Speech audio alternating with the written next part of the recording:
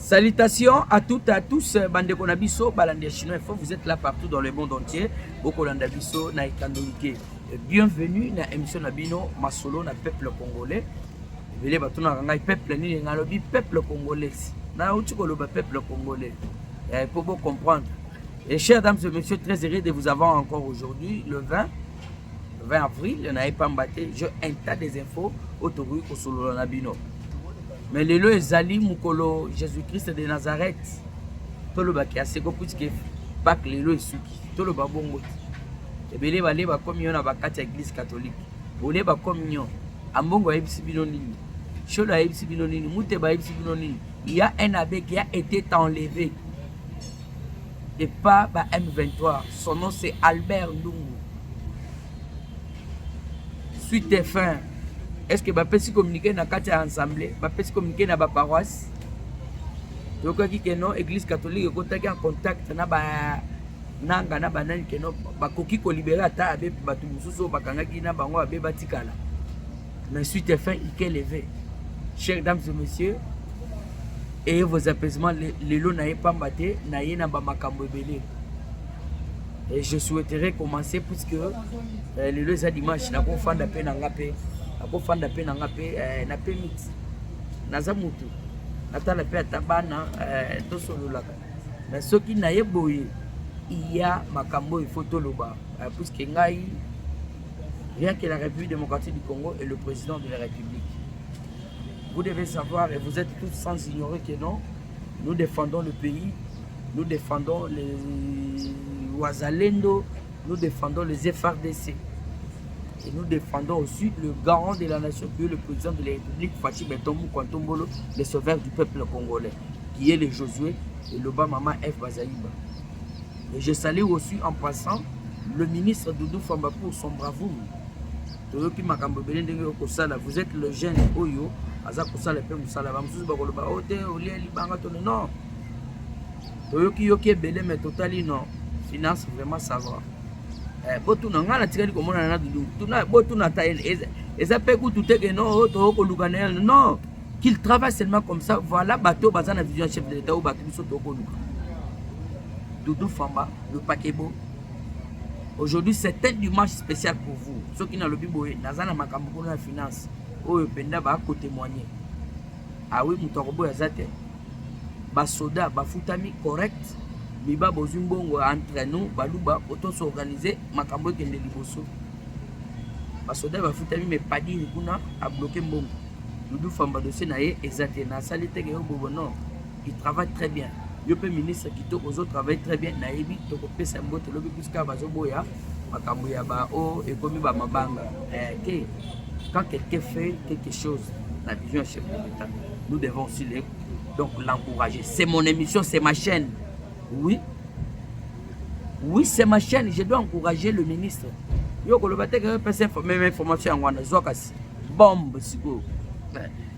La Chine, oui, la Chine a trahi la République démocratique du Congo. Et puis, les titres na biso mkololelo. Premier, donc, titre na biso tokobanda nango yangwana pe information na biso ya liboso tokobanda yangwana. La Chine a trahi la RDC. Voici des graves révélations. Yangwana so komoni ke non, titre comme au kende mabe a oui na éviter. Mais ngana kopé c'est le développement. Peut-être fani na ndaku ozana mutuka ozana palin na chombo télévision okolo tala pecho nini boilelo. Ah, la Chine a trahi la RDC. Félix a même gouvernement mobimba bakei na ngo kuna na kati ya otozali ko benga Chine. Ba signé ba partenariat ba accord et signé entre otozali ko benga ministère na ministère yo lelo telemi na chaîne na yo. Bon, na sengira boy. Abonnez-vous massivement. OK? Poto banda ko pesa na en temps réel ba information na zwaka. Et puis ce qu'on lande émission na nga ya lelo. Partagez yango pe kabola yango. Ce que vous trouvez que non, j'ai fait sortir des très bonnes idées, des excellentes idées. Celle-là, que non, on comprend que non, là vous m'avez suivi et j'ai bien parlé. Titre et puis la Chine a trahi la République démocratique du Congo et voici des graves révélations. Et ok, toutes les activités donc du PPRD et Hippolyte Kanambe ont été suspendues. Merci. Nous félicitons le gouvernement de prendre des mesures pareilles. C'est un peu quelque chose enthousiasmant que la population. Mais il en reste encore de graves choses que vous devez encore faire. Ok? Chers membres du ministre, et surtout les concernés. Comme ça, Moutamba Tomono Bimi, ah oui, Kitoko, côté ministre de l'Intérieur, ah oui, Kitoko. Au moins, tu as une raison en retard. Et quand moi je parle, je dois donc, il y a un mois, peut-être le ministre Bouzou. Je ne me vante pas. Boka Bolara, maître Christian Kalamba Ikabea, le partenaire en temps réel, les autres, Zangaki moi, Megame, Zambé Touchawa déjà, la grâce à Salomo, Escadela. Oh, il y a Moïse Katoumite, oh, il y a Bisso. Voilà. Et ça, chaîne à mendicité, tu as aussi damné. Il y a Badinonde Balubaka. Il y a Badinonde Balubaka. Tu as aussi damné. Donc, on a perçu info. Il y a aussi un méga. Donc, la papa Jacques na Lubumbashi, alors, est-ce qu'il y a un senga qui est? Ah oui. Toutes les activités ont été suspendues. Donc, solo. Service de renseignement. Donc, on a bien dit. Pour nous,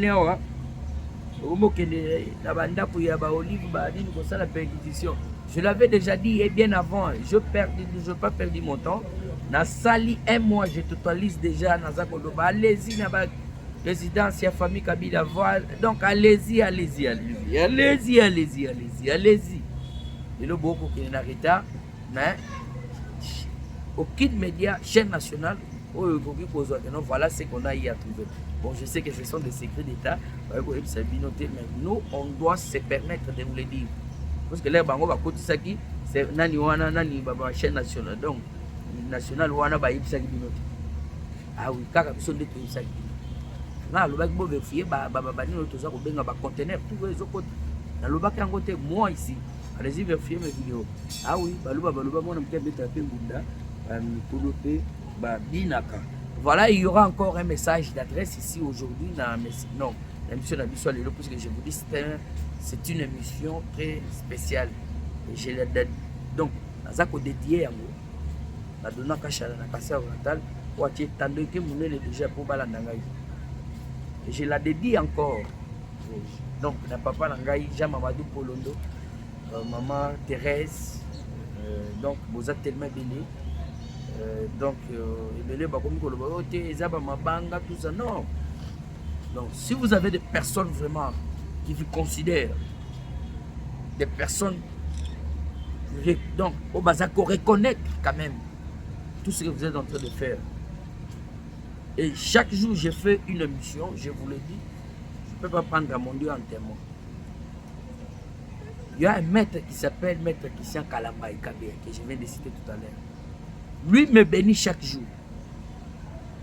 Que Dieu te bénisse. Et chaque jour qu'on te bénit, tu sais ce que tu peux accueillir. Ah oui, c'est une mission très spéciale. Ayez toujours vos apaisements. Il y aura un message du chef de l'État, Lélo Namisson Abisso. Restez branchés, soudés, scotiers. Je suis très tranquille. L'agitation, les lotés.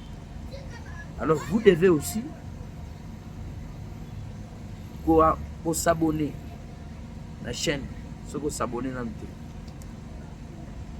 ce que on s'appelle une analyse, puisqu'ici chez nous on fait des analyses, on informe et causala malamu. Alors ça c'est une analyse nabiso et vous allez très très bien dans ce que c'est biso signe j'aime. Et pour la poursuite, ceux qui viennent au CPL, on a évité. Maître Radjabou, Azaliwana, le musulman, pas comme tous les autres. Alors, ceux qui n'ont lieu que mission n'a été. Bon, la victoire, vous avez belé, na yoka qui fait bidon. Toko ceux qui sont un dossier ou soit Toko qui Kobanda. Moi, je souhaiterais Kobanda. On a sujet à Souka. Ezali qui a envoyé M. Hippolyte Kanambe à Goma? Qui a envoyé M. Kabila Hippolyte na Goma? Vous comprenez toujours changement studio. Studio Nabiso, Eza, donc, Eza, studio Moko, très mystique. Chers dames et messieurs, qui a envoyé Hippolyte Kanambe donc à Goma. Et voilà, na bandi nanu makamboyo, Eza très capital. Donc, veut dire makamboyo ezo sarangai somo pour na koyoka tout ce qui se passe en République démocratique du Congo, pour na kotala que makamboyo surtout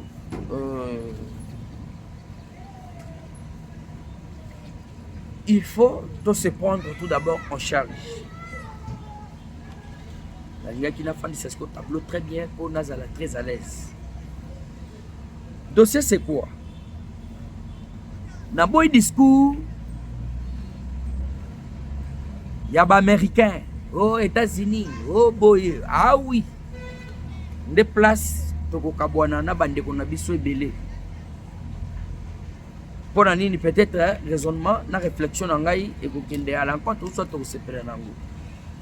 Oui. Quittons le discours des ISA. Makamba ote. Monsieur Eric Prince à lobby. Boris, ah oui, c'est très bien, oui, c'est très bien, c'est très bien d'informer la population congolaise, d'informer la nation que voilà hier ceci et voilà les États-Unis d'Amérique ont songé à faire ceci. Ils ont décidé, ils se sont déclarés, ils font ceci, cela. Chers dames et messieurs, chers compatriotes, oui, c'est des bons et des très bons. Oh, bon, comment je peux dire? Ils allaient un discours, moko kitoko. Ils allaient un excellent discours. Ils allaient une information, oyo, ekoki, ebongi, à copier ça, bandeko. Mais moi, je ne suis pas na point wana. Peut-être on a peine à informer bino, bon, on a même titre tout ça et consort. Mais le lot, quand il s'agit, il y a qu'à changer puisque n'a pas bino toujours. La tchak en émission plus ou moins. Le lot on a seule émission plus, le plus on a seule émission moins. Cela veut dire. Constatons ceci. La mauvaise foi, il y a communauté internationale. Et là, je condense l'information. Il y a quelqu'un qui a envoyé Kabila à Goma. Et je vous dis, c'est la France, c'est Macron. Donc, il veut faire même, donc, la même histoire au Vassala, na époque Tozali Kobenga, et donc, époque à Kadhafi. Alors, vous devez comprendre, chers dames et messieurs, chers compatriotes, nous sommes contre la communauté internationale. Et Macron, c'est santé qui nous ont amené encore. C'est santé qui nous ont amené encore Kabila. Peuple congolais, réveillons-nous. Réveillez-vous, réveillons-nous. Réveillons-nous. Nous devons sacraliser l'ambassade de la France. L'ambassade. Ah, bandi konangai. Botala. Ambassade de France. Ambassade de Pologne. Ambassade de Luxembourg. Puisque Luxembourg a une entreprise ebele na kati ya Rwanda. Luxembourg.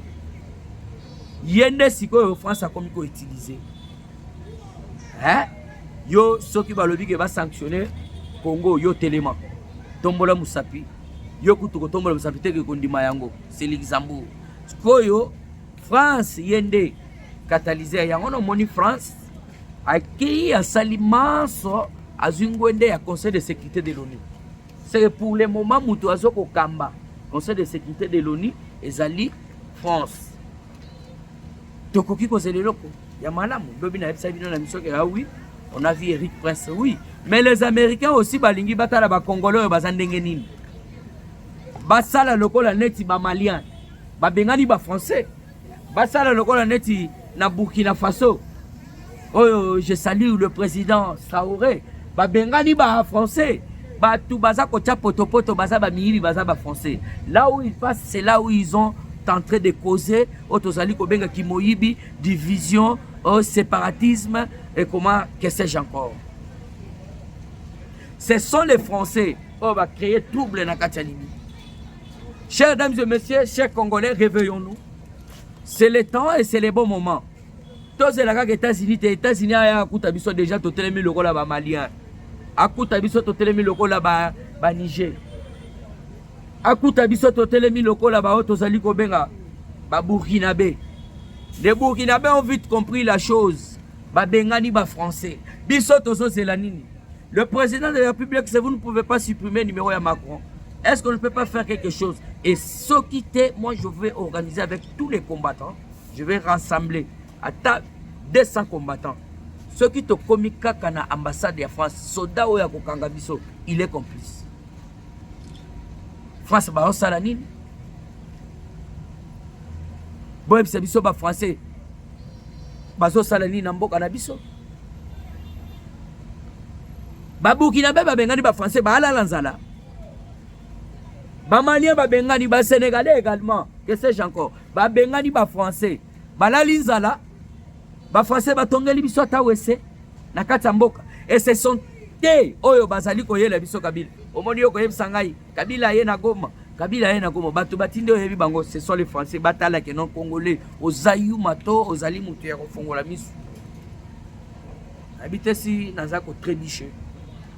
Réveillons-nous, peuple congolais. Tout le discours. Et chers journalistes, réveillons conscience, il y a des Congolais. Tout ça, la manifestation, l'ambassade, donc surtout l'ambassade de France. Et voir même il y a Luxembourg. Puisque Luxembourg, je viens de vous signaler que notre Luxembourg a zali dans l'entreprise ébélée. Allez-y vérifier. Vous êtes les intellectuels, pasteur, Banganazam et Bazawana, Bakolandangaï. Allez-y vérifier.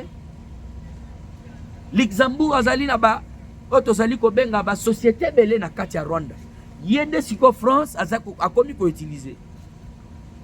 Pologne également balingi bisoté. Oui. Toko kota makambo eze belao. Mais botika nanu ngana réveiller peuple congolais. Oui. Ceux qui to bengani ka ba français maintenant les ISF viendront. Après avoir vu que non, les Congolais se sont révoltés. Ah oui, les Congolais, mais ceux qui sont là, ils ont un contrat, oui.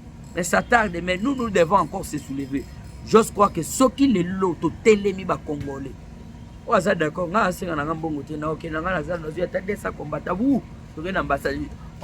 en a déjà fait. Ah oui. Même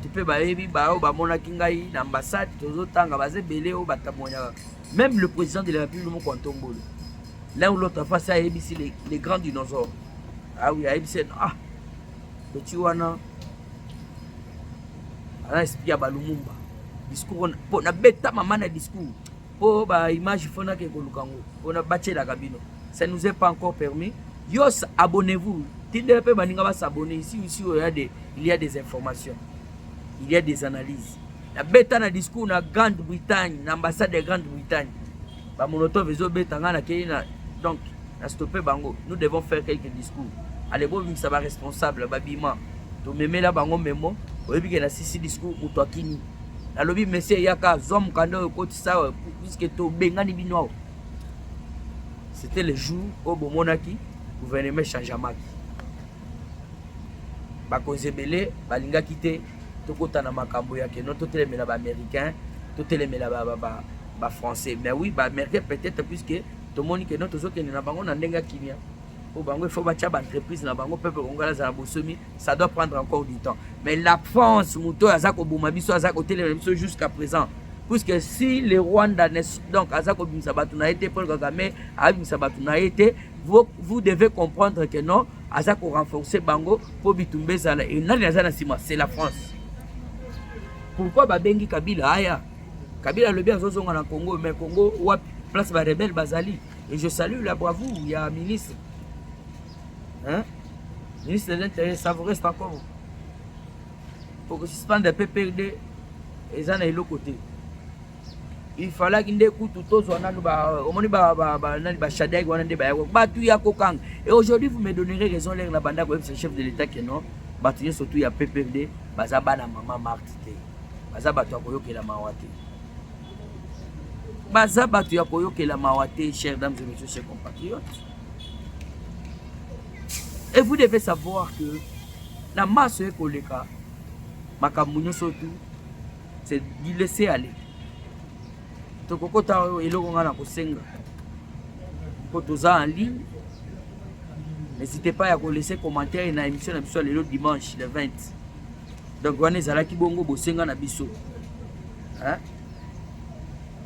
Ah oui, c'est ça. Donc en bref, nous mettons en garde la communauté internationale et nous devons quitter la francophonie. C'est ça. Donc on ne va pas mourir. Tout le monde a la francophonie. La France a tout le monde. Pour la Pologne, on a bangoté. Au mode de la France, puisque vous devez comprendre, vous avez un membre non permanent, na katia conseil de sécurité. Et voilà, chers dames et messieurs, on a sauté. À mon déjà, Jean Mamadou Azozelana, Otozali Kobenga, Papa Gérard Kananga. Ouais, Bazako Zela. Yo, titre Mami Kibisoy, Tolingika Toyoka. Ba maman surtout ya diaspora, ba maman ya diasa diasa. Bozawana maman Eugénie, maman Yvette na Canada. Ayo eza monsieur mabanga te, baza ba fidèle papa, yo koloba te eza mabanga. Oh. Mais jibe pe analia pe na libanga. Wera son lelo eza libanga nde abwaka nde aliate. Ko fiolo midika ba mabanga kakasi. Sikonga soki nazo sala mamnanga yo koloba te, atika chaîne oyo kendo landa barwande. Ici c'est des informations et tozako dédié yango lelo mukolo pasaka. Hein? Et yenga moko ya lilala ya malala, hein? Et voilà, au dossier d'Abisso, la Chine a trahi la RDC. Chers dames et messieurs, chers compatriotes, voilà comment la Chine a trahi la RDC. Vous êtes tous sans ignorer que le président de la République, Azoaki gouvernement mobile, surtout au président qui news, au président qui information, que non, Ndenge Zaliwana, gouvernement congolais, na gouvernement de Chine. Bayebaki ko sala bongo ko signer ba contrat ba accord.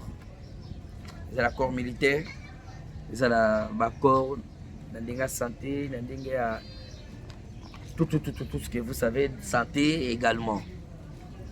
Mais les lots boss à la circuité, dans que non, l'air na koyeb sabino que non, la Chine a trahi la République démocratique du Congo. Voilà ceci, c'est là.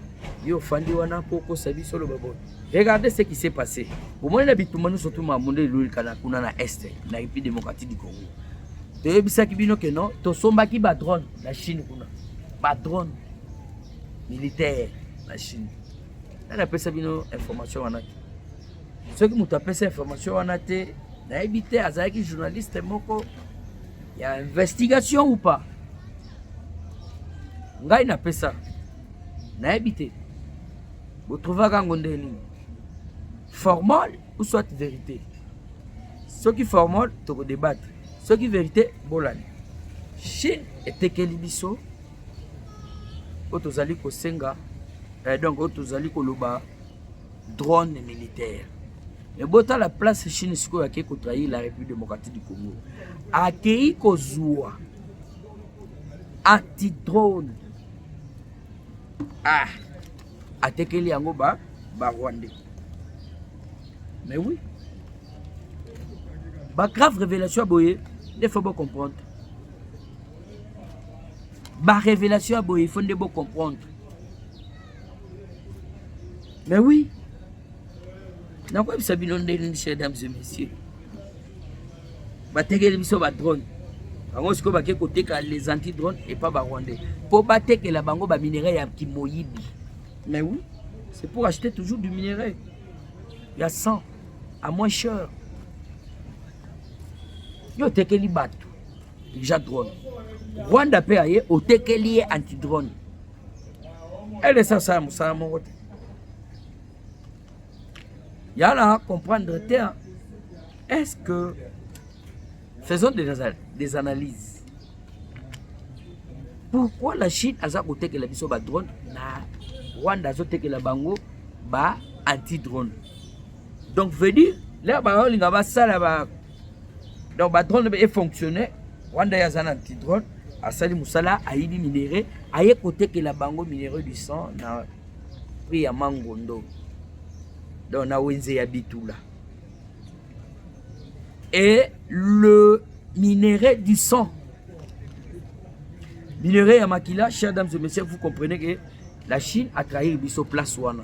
Yo jamais koki côté que la batu, otozali ko benga ba drone. OK, na Rwanda, OK côté que la siko bango anti-drone. Toko sa musani. Nous devons croire encore na ba chinois puisque aba moni que Fati porte à porte. Ya ngona ozomona mamunyo surtout aucune déclaration de l'ambassade de Chine. Toko mona bango te. États-Unis quand même moto koka ki ko pesa mu Congo poto lobaki que non. Baza ba fonoko. Ba comprendre que non, le véritable propriétaire il y a minéré, c'est la République démocratique du Congo. C'est pourquoi on a bazo kitana Rwanda baza ko sala ba pression et pas ba boulos, c'est pas ba nani wana tout ça que donc oh nous surtout comme on a une administration Trump. On t'a vu ça bino. Mais biso pe avant aux États-Unis, to telemela, otozali ko benga donc ba Rwandais oyo baokoya na lolenge moko boye ya keno baza ko boya ko bima bakonde baboya ko bima pona bazo minera batekelaka bayuma wana puisque bayuma wana bana minerete kaka mais déjà azangi moyen ya kofuta bango Kabila ye pose opposition na ye et puis to kobeta ma solo ndenge bakati ba suspendre ba makambo na ye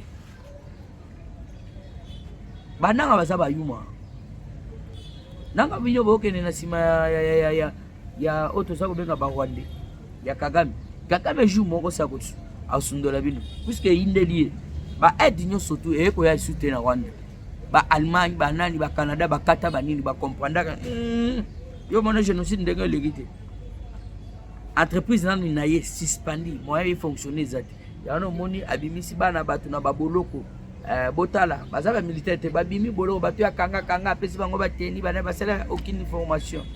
Et bien, bango, ba vidéo ezali, c'est même pas encore permis, ba lobby fona zoa déjà na atana 20 000 personnes pour na banda ola ki sa ba vidéo na tcheli bino donc tous YouTube ezali makabo. Bakangi jeune moko lobby nga kutu makambo na ebita makutu na biko beta. Bino nde na yabo ebosunga kana zonga ta boko misanga na maboko afami.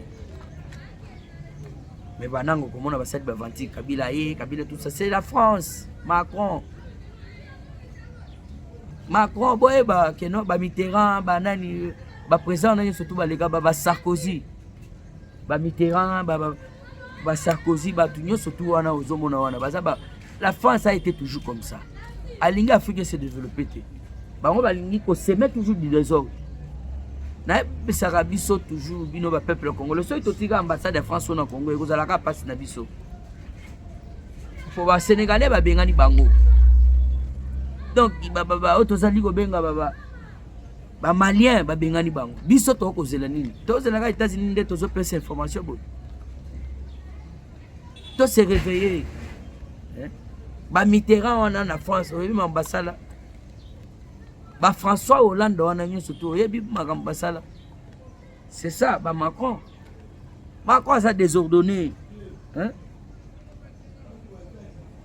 ba français baza ko yiba yo bazo ko gangela yo lisusu tala batu bazo yiba yo bazo gangela yo pe obanga so ba pays wana nyoso tout ndo moni bango wana ba comprendre ya ngona ba céder te na intimidation fa yo zo yiba biso zo intimider biso bo ndenge ni ba Burkina be ba telemi likolo ba Niger ba telemi likolo France zo yiba biso à travers nani auto zali ko benga nani oyo France nani Rwanda biso toza komona te même makambo bozoloba wana makambo ya kati ya auto zali ko benga Qatar nini leki kuna baboti mpuku si baboti mpuku. Abonnez-vous na chaîne abino puisque ba vérité bando du jour au jour Qatar ça za moyibi nani bino komona kite Macron banda akenda Qatar Macron banda okende Qatar te ça banda kokende mokonzi ya Qatar wana si aza voleur moyibi ya minere awa azosomba ngo moins cher no bolingi toyebisa bino nini abengisi Kagame abengisi Félix Tshisekedi est-ce que nini eleki de l'autre toza combien des années mais au moment où banyangala kata wana bazoko bomba ndeko na biso ba mususu bazokunda bango vivant. Nord Kivu n'est pas Kasai, Nord Kivu n'est pas Kenge, Nord Kivu n'est pas Bandundu, Nord Kivu n'est pas Bakongo, ou soit Goma n'est pas Kinshasa. Ah non. Nango message on a kopesa mokonzi yango. C'est débarrassé na ba français. Baza ko yiba yo, baza ko gangela yo pe. Total les majors je crois que toto sala ba manifestation, total les malikolo. To benga na ba français baza ba miyibi. Même président on a Qatar raza moyibi. Bokende boye bisa na laki pa na bango. Félix Antoine Tshisekedi Tshilombo balobi watanta la wajimuka. Watanta la wajimuka. Ah. Bino bandeko na ngai ya Kinshasa bo traduire. Watanta la wajimuka. Message fort au chef de l'État. Attention, donc, avant d'en appeler ce message fort, Makambo est le col de la Kabila, puisque nous devons aussi en parler. Toki Kabila Za, Ayena Goma, Saliboué, tout ça, ceci, c'est là. Un journaliste, Balaki, c'est qui image, Makambo est belé, Yaya. Est-ce que nous avons encore besoin de Kota la Kabila comme on est boy, Namboka Nabiso? Après avoir Koyoka Keno, Yomoko Mokonjo, Bisaki Biso Keno, M23 c'est Kabila. Na ba FC wana c'est Kabila. Mais aujourd'hui Kabila na otozali ko benga. Na bomba. Fani per côté tout ça. Service de renseignement, service militaire. Armée na biso. Drone ezate à côté les mako positionner kaka Kabila place afanda ki wana na bananga nyonso tout. To boa ki bor. Na population pe bazala ki wana bakufa nan bongo meto ki Kabila na banani wana bakufi. Po bato bazo papa machette bakokufa, bato bazako kunda bango vivant. Bazinan maman ou soit jeune fillette basali makambu donc ba violer et puis on l'enterre vivant. Écoutez ce qu'ils font là-bas. Ba beto film jusqu'à écoutez ba botolo appareil basali tout ça ba tubio ba écoutez les libérateurs au bananga au ba ekosala. C'est ça libérer le peuple congolais. Est-ce que nous pouvons encore se tenir devant Boyko pesa bilan pour le bac voilà je ne sais pas ce qui n'a rosala informateur ou soit journaliste et un modèle. Et je crois que ceux qui arment na biso et Luki est positionné à Kabila que non ayena comme parce que moi je sais que Kabila baza coopérer boye bazo à travers Kigali balala na Kigali balala na Goma te baya kande na Goma na Moi nani tout ça puisqu'ils savent que non le mokote ko salama oui je vous le dis bayebi que le mokote ko salama bazonga ka na butu na Kigali balali so ba kota Zambie so monique non Zambie est déjà pembeni ya nani ya autre ça benga Katanga non. Et alors pourquoi les bazo kota na Goma wana quand les bazo ya drone na biso positionné ba poser quelque chose et voilà encore une révélation puisque émission ya biso ya lelo landaka titre n'hésitez pas ya ko aimer ou soit ya ko partager laissez biso pe ba commenter sur trouver ngo je sais pas comment. Alors vous devez comprendre chers dames et messieurs chers compatriotes puisque to kende la rejeter na émission ya biso naoka ke mokonzi mboka jour moko armée benga et signala selon ba service. Je dirais ça au conditionnel. Ba positionner déjà nanga très bien na viseur. Na armée drone fixa bango. Batuna Kinshasa.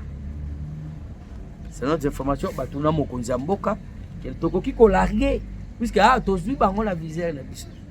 Drone ezui. Tokoki ko larguer mokonzi mboka lobi te bola kete bobeta eloko wana te botinda eloko wana te mokonzi mboka vous êtes les pasteurs de la nation hein? Nanga soki azui yo na bakabilo bazui yo na coin moko boy bakotika vivant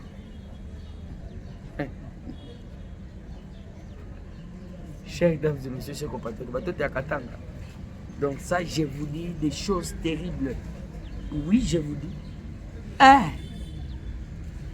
j'ai été informé que mokonzi mboka jour moko ba informé que non to cibler banango to boa ke loko moko boyao peut-être que le bakeno ote batu bazawana population ba okufa na olingi ko mais eloko bango ba sala ba simiso touche et puis baboyi otozali ko benga toi de l'on ba sala banquette il tue bazako zipa Donc bazako sala eloko moko te, bazako zipa, bazako étouffer que non signe moko te za que non basali quelque chose. Na bato bazo sala bongo, na bato bazako enterrer bango vivant, na ba oyo bazako kufa par machette na parfum.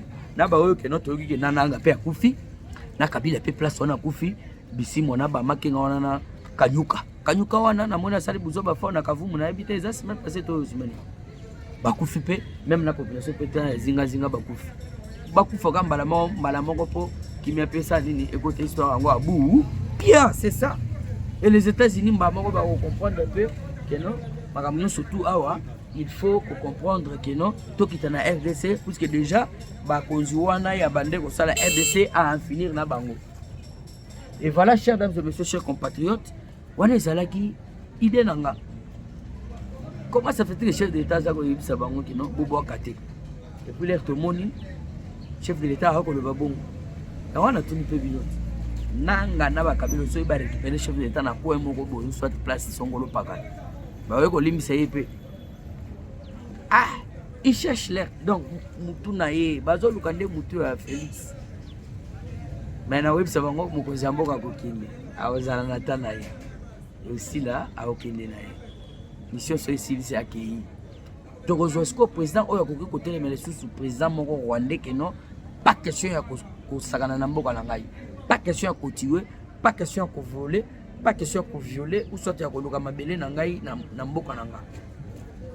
Ou soit pas question ya ko luka que non nazo ba rwandais ba kota na armée na ngandenge époque kala. Chef d'état-major James Kabarebe. Et voilà, chers dames et messieurs, message qui continue de la chef de l'État Yangoyo, puisque ma camboise belé la monnaie a photo qui est na cité. Message au chef de l'État, on a s'adresser à chef de l'État. Au bandai cause la paix. Attention avec Kamere. Est en contact avec le français. Par exemple, lorsqu'il était allé à Brazzaville, c'était tout justement prendre des injonctions auprès des Français. Na otozali ko benga s'assurer que ça soit à l'Inga biso comment ba conférence ce qui y a ba parlementaire et ko sala makaka na otozali ko benga na Brazzaville. Mais non, nous devons quand même comprendre quelque chose. Le chef de l'État doit se débarrasser avec ses donc batuloko la bango. Akenda ko zo ba injonction puisque le service de renseignement. Ah oui. Le service de renseignement, par exemple, il y a des Français qui en collaboration avec la Caméra. Autozali ko benga François Beya, en collaboration avec la Caméra. Comment va qu'on en contact avec l'Assemblée wana? Pour bango ba c'est que non, yo soki ga kiseke ku soit akeyi. Est-ce que yo ko fana na mboka wana? Ou soit soka zawana yo ko fana na mboka wana? Donc ba très bien, les étrangers savent déjà na kati ya ba constitution ya mboka. Brazzaville a lingi bisoté. Et voilà, chers dames et messieurs, où Zalaki, message n'a pas on a s'adressé à chef de l'État. Il doit attirer beaucoup d'attention avec cet homme. Et chers dames et messieurs, service de renseignement, allez-y encore au cimetière de Mitendi en face. Botou natamo na muke. Pour l'acception d'accord maman Olive, ba ola kisabino.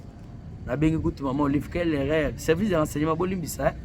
Na bengi maman Olive, taza matin. Moi si un criminel nyon soto aza ko mériter respect ata muke. Na salaire grave. Ba Congolais pe benga maman Olive te. Aza Olive, aza moi singa pe na ko linga ye pe na lingi ye pe to lovane. Est-ce que Kabila aza ya ya banana Kabila? Si ba lova e pas Kabila ndenge pe ngalelo na ko lové. Mais comment moi c'est criminel aza Amérique Dakar respecte ba maman ta bo sekate maman na ngai oui. Je sais très bien que j'ai ma chère épouse Mireille Tumba azali wana mais na pesi ngaka exemple pour akeko loba que non maman Olive. Est-ce que moi c'est criminel aza ko respect? Donc aza ko mériter respect? Jamais. Moi c'est muto simbi manduki pona mboka na ngai. Jamais ko mériter respect. Aza Olive, même Salomon Skadela ako benga ye Olive yaka lever épée. Pour babana Eric Toulenge lelo baza. Vous devez comprendre mon tout ndenge za ko lika chers dames et messieurs. Bokende na cimetière Mitendi. Boto na ta mwana muke ko ba ko beta balo wana na zeli. Bola kisabiso ndako Olive ba ola kisabino bokota na concession wana. Service de renseignement, service de sécurité. Bosuka na 18e rite, bosuka pe na kinga katite, makambo zebele même kuna. Ah oui, ça je vous l'informe. Talaire bozo bande. Ceux qui bobanda qui ko banda kala. Combien de ces faits militaires au beaucoup de kuna na otozali ko benga 8e et 18e. Et voilà, chers dames et messieurs, na moni awawa na lembi puisque rime za ko tungisa. Maman Rachel Usamba, le bi na monaki abenga ya le bi mais faut pas que la habité mais maman faut s'abonner kaka et puis bocha cloche ata ceux qui olali na salle émission koti kuna tonto Bonapé également na habité Bonaventure Ngobo Lamuka ozala lokola ba madi de te oyo bakufi déjà cadavre bomoni ke na Congo tozika président moko Mukwatombo le président le plus gosso du monde. Et voilà toutes les activités du PPRD, le parti PPRD sont suspendues.